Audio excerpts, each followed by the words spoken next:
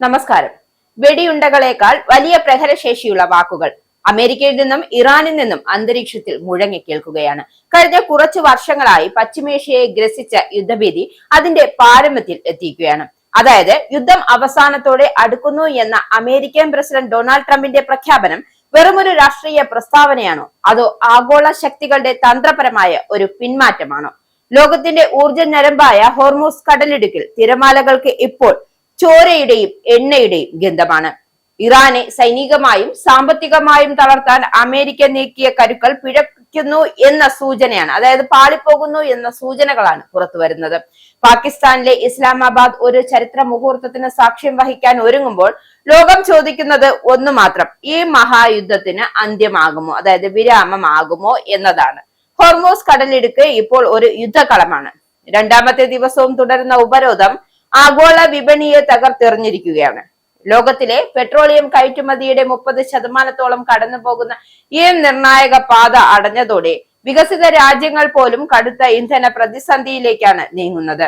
ഇറാന്റെ ചരക്കു നീക്കങ്ങൾ പൂർണ്ണമായും തടഞ്ഞുവെന്ന് അമേരിക്കൻ സൈന്യം അവകാശപ്പെടുന്നുണ്ട് എങ്കിലും യാഥാർത്ഥ്യം മറ്റൊന്നാണ്. ഇറാന്റെ ദൃഢനിശ്ചയത്തിന് മുന്നിൽ ലോകശക്തികൾ പകച്ചു നിൽക്കുകയാണ്. തങ്ങളുടെ പരമാധികാരത്തിന്മേൽ കടന്നുകയറാൻ ശ്രമിക്കുന്ന ഏതൊരു ശക്തിയെയും തടയാൻ, അതായത് തങ്ങൾക്ക് കരുത്തുണ്ട് എന്ന് ഇറാൻ തെളിയിച്ചിരിക്കുകയാണ്. സമുദ്ര വ്യാപാരം നിലച്ചതോടെ വിതരണ ശൃംഖലകൾ തകർന്നടിഞ്ഞു. നിത്യോപയോഗ സാധനങ്ങളുടെ വില കുതിച്ചുയർന്നു. ആഗോള സമ്പദ് വ്യവസ്ഥ ഒരു വലിയ തകർച്ചയുടെ വക്കിലാണ് എന്ന കാര്യം സാമ്പത്തിക വിദഗ്ധർ മുന്നറിയിപ്പ് നൽകുന്നു. അമേരിക്ക ഫസ്റ്റ് എന്ന നയത്തിൽ വിശ്വസിക്കുന്ന ട്രംപിനെ നീണ്ടു നിൽക്കുന്ന ഒരു യുദ്ധം അമേരിക്കൻ സമ്പദ് വ്യവസ്ഥയെ ബാധിക്കുമെന്ന് നന്നായി അറിയാം. അതുകൊണ്ട് തന്നെയാണ് പാകിസ്ഥാനെ ഒരു മധ്യസ്ഥനായി സ്വീകരിച്ചുകൊണ്ട് ഇറാനുമായി മുഖാമുഖം ഇരിക്കാൻ അദ്ദേഹം തയ്യാറെടുക്കുന്നതും. ഇസ്ലാമാബാദിൽ നടക്കാനിരിക്കുന്ന രണ്ടാം ഘട്ട ചർച്ചകൾ കേവലം ഒരു കൂടിക്കാഴ്ചയല്ല, മറിച്ച് പശ്ചിമേഷ്യയുടെ ഭൂപടം മാറ്റിവരയ്ക്കാൻ ശേഷിയുള്ള നയതന്ത്ര നീക്കമാണ്. എന്നാൽ ഇറാൻ വഴങ്ങുമോ എന്നതാണ് പ്രധാന ചോദ്യം. തങ്ങളുടെ ആണവ അവകാശങ്ങളും ആത്മാഭിമാനവും പണയപ്പെടുത്തിക്കൊണ്ടുള്ള ഒരു സമാധാനത്തിനും തങ്ങൾ തയ്യാറല്ല എന്ന കാര്യം ഇറാന്റെ പരമോന്നത നേതൃത്വം വ്യക്തമാക്കിയിട്ടുണ്ട്. വർഷങ്ങളോളം നീണ്ടു നിൽക്കുന്ന സാമ്പത്തിക ഉപരോധങ്ങൾ ഇറാനെ തളർത്തുമെന്നാണ് പാശ്ചാത്യ രാജ്യങ്ങൾ കരുതിയിരുന്നത്. എന്നാൽ ആ കണക്ക് കൂട്ടലുകൾ തെറ്റിയെന്ന് ഹോർമുസിലെ നിലവിലെ സാഹചര്യം വ്യക്തമാക്കുകയാണ്. റഷ്യയുടെയും ചൈനയുടെയും പരോക്ഷ പിന്തുണയും ഇറാന്റെ ആഭ്യന്തരമായ കരുത്തും അവരെ കൂടുതൽ കരുത്തരാക്കി. അമേരിക്കയുടെ ഭീഷണികൾക്ക് മുന്നിൽ മുട്ടുമടക്കാത്ത ഇറാന്റെ നിലപാട് അറബ് രാജ്യങ്ങളെ മാറ്റി ചിന്തിപ്പിക്കാൻ പ്രേരിപ്പിക്കുകയാണ്.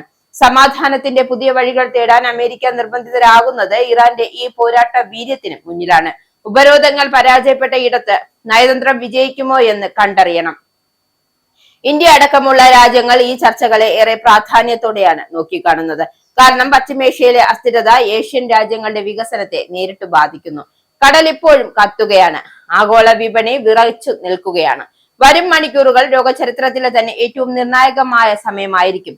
ട്രംപ് മുന്നോട്ട് വയ്ക്കുന്ന സമാധാന നിർദ്ദേശങ്ങൾ ഇറാൻ സ്വീകരിക്കുമോ, അതോ അമേരിക്കയുടെ തന്ത്രപരമായ മറ്റൊരു കെണിയാണോ ഇത്? യുദ്ധം അവസാനിക്കണമെന്നാണോ ലോകം ആഗ്രഹിക്കുന്നത്? എന്നാൽ അത് നീതിയുക്തമായ ഒരു സമാധാനമാകണം. ഇറാന്റെ കരുത്തിന് മുന്നിൽ ലോകം എപ്രകാരം പ്രതികരിക്കും എന്നതിനെ ആശ്രയിച്ചിരിക്കും ലോക സമാധാനത്തിന്റെ ഭാവി.